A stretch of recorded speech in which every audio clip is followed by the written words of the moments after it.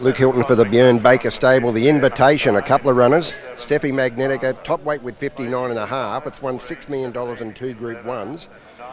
And the next is Manal, which has got group form with 59, and everything else is on 57. The set weights and penalties is great conditions for your horse. Yes, she meets the horses a bit better than first up, and she's in really good order. It's a great race for her. We actually were able to win the race last year with Belclair. So once she had a setback, Björn targeted this race, and she gets in well at the weight. She's going well. 1400 is going to suit her, so we couldn't be happier with her. And then Monty Supreme's been going fantastically well. She's a question mark out to 1400 for the first time this time in, and she's a disadvantage at the weights, but we've got one at both ends of the scale, and she probably deserves to be there on what she's done so far, Monty Supreme.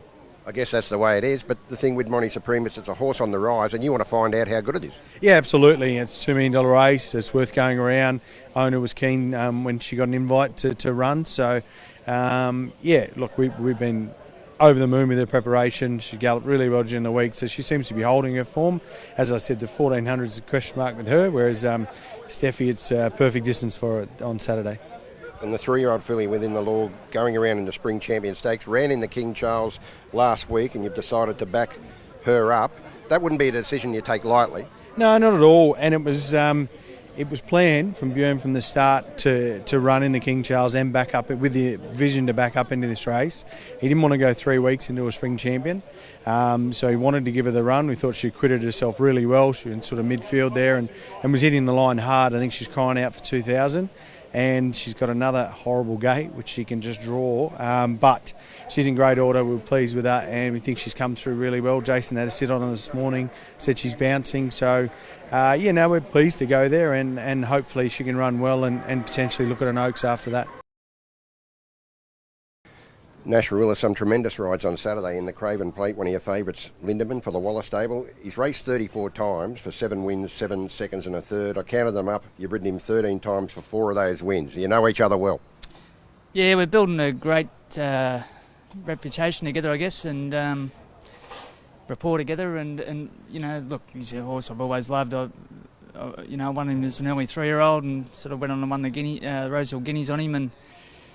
And yeah, look, he says he's got older. He's just began to sort of rise through the grades and sort of stamp himself as one of our top liners. And it's been terrific to be a part of. Bolted in the Hill Stakes. Do you think it'll work out a similar race with you up front? I can't answer that until we jump. I mean, that's very difficult to say. But look, he's just been a horse that sort of makes his own luck. He's sort of good out of the gates, and he's got a lovely high cruising speed, and I guess it's more about riding him than he sort of makes the race, doesn't he? And he's done that against all the top liners, and it's just sort of rating him and getting him into his rhythm, and he's just a very adaptable sort of racehorse with a high cruising speed. Rivellino in the Calendar Press and all. I felt he was pretty cherry ripe for the Golden Rose, and I thought he ran well. It was just a race that was very hard to make ground in, and obviously went up there and performed again, with good distinction in the Guineas, and this looks a bit of a drop in class for him and gives him his chance to break through, and he should be cherry ripe for it. Shangri-La Boy for Gay and Adrian has risen quickly to the Spring Champion Stakes, but a lot of those horses do, don't they? Yeah, they do. Yeah, look, if they got the ability, they quickly put their hand up, and I would say, judging by the way this horse has just continued to improve and go through, not so much the grades, but come through these races like the Glaming and Flying Colours, he's just just bulletproof, really, isn't he? He's done everything right leading into it, so I'll be very hopeful we can pull that race off on Saturday. Gerringong in the Invitation race last week. It'll need to improve on that run, but it has got ability. Oh, she has. Yeah, she's always shown great ability. I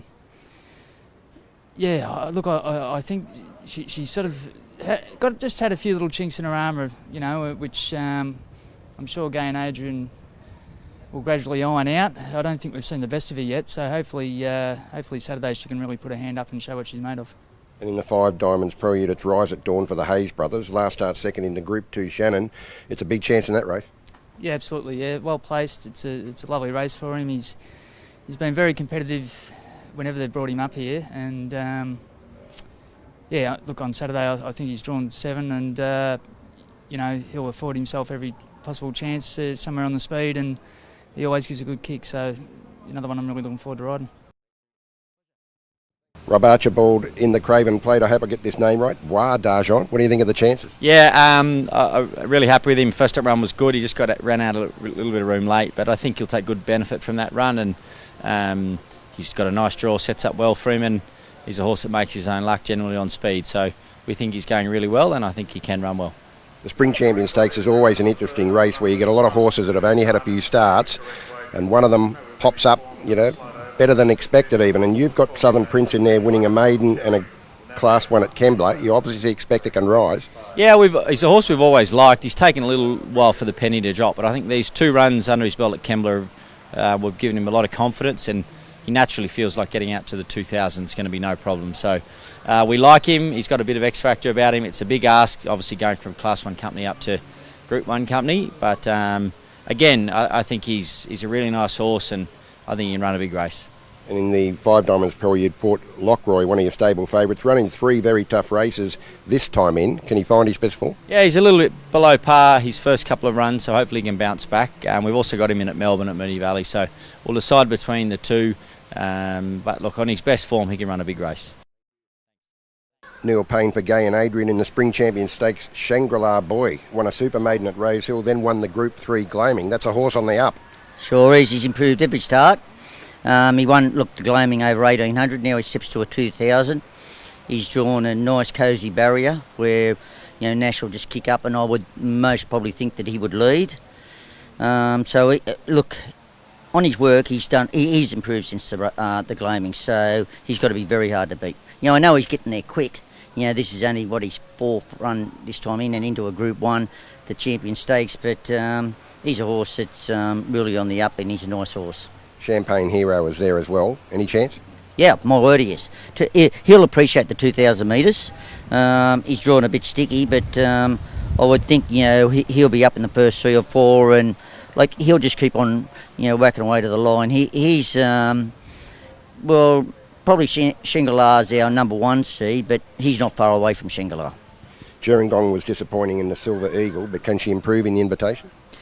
Well, she's got to back up. Look, we've never really backed her up quick, you know, after a week in, and you know, and then backing up from the Saturday. So, you know, look, the race is worth $2 million. She's a filly that's shown ability. We know she's got ability. So, you know, why not run her? Lay Vampire's second up in the 5 Diamonds Prelude. What do you think of the horse's chances? Yeah, great. He's just in his coat. He's just started to come round. First up, his run was okay, but his coat was a little bit iffy. But he's really come round in his coat. He's really come round in his work. So whatever he does on Saturday, he'll improve on. In the calendar, Preston, we've got a couple of horses that ran in the Tap Craig. So They're running in these media races, and Farnicle's a big chance coming off a second in that Tap Craig. Yeah, that's right. No, it's great that they've named you know, races after these, you know, important gentlemen over the years. You know, I've known you know, Tap Craig and, you know, Max and, you know, Mr. Callender, you know, for a long, long time. So it's great races. Now, what was the question? Duke of Arkansas, wasn't it? Farnicle? Oh, Farnicle, yep, be hard to beat. He'll just about get the money. He'll cruise across, be running in the first 3, and he hasn't gone backwards since his run the other day, and his run was very good the other day. He had to chase along the leader, and, you know, so he's improved on his run. Duke of Arkansas is the other one. He led and faded in the Tap Craig. Yeah, he's run the other day. He went a little bit hard in himself. He's a bit of a horse with 2 minds, you know, so hopefully, you know, he can settle a bit better on Saturday, and be nice if he could get a little bit of cover, and he might settle and run a much better race. And you can give us an update on Sir Delius. Didn't accept for the Craven Plate. What's going to happen with the horse? No, Sir Delius, Gay and Adrian have made up their mind that they'll spell the horse. He's going out for a nice break, and then he'll come back next year for obviously the Queen Elizabeth up here in Sydney, which is worth $5 million in a Group 1, so that's a handy drink. Tim Clark, you're in great demand from a variety of trainers in the features on Saturday. The Brian Crowley Stakes, Miss Freelove for the Snowden camp. Impressive winner at benchmark 68 class last start with you on board. Yeah, she was excellent. Really, she sort of got back a bit further than we expected, but showed a dazzling turn of foot to round them up and put them away and win comfortably. And the form out of that race looks good. She drops quite a bit of weight on Saturday, so it gets a chance to break through on in stakes grade. You're also on board Farnacle last start, coming off a second in the Tap Craig for Gay and Adrian. The Callender Presnell looks a good race. Yeah, that's right. Obviously, he could be a bit of a question mark at the mile, but I think that he had a really good, hard toughen up run over the 7 furlongs last start. Just got rounded up late, but feel that he's improved off the back of that. He's going into it third up, and this is one of the races they'd picked out for him at the start of his prep, so he looks in good shape heading into the weekend. The Pearls from the Waller camp is a $15 chance in the Spring Champion Stakes. Went from a Hawkesbury maiden win to second in the Gloaming with you on board. It's got to be a sneaky chance in this race. Yeah, and I think the horse that she ran second to the other day looks to be the horse to beat again on Saturday. So she sat outside that horse last start and battled on really well. I think the distance will suit her, getting out even further in distance. She's drawn beautifully in barrier 1 from that start. It can be a bit tricky, so she should get all the favours to run the best race she can. I'm sure you'll have an opinion on Gangster Granny and the 1400. Won the Niverson first up over 1200, and of course the 1400 now in the Invitation. What do you think of the distance for the horse? Yeah, look, she sort of hasn't really been out there, but I think that she looks to be racing really well. Chased a hot speed the other day, and like out of all the horses that were on and around that speed, she was the only one sort of still there at the finish. So it was a good, tough effort. It hasn't come up with the best barrier, but hopefully we can overcome that, and she's in terrific form. And in the 5 Diamonds Prelude, here's a good form line. General Salute, $9.50 chance.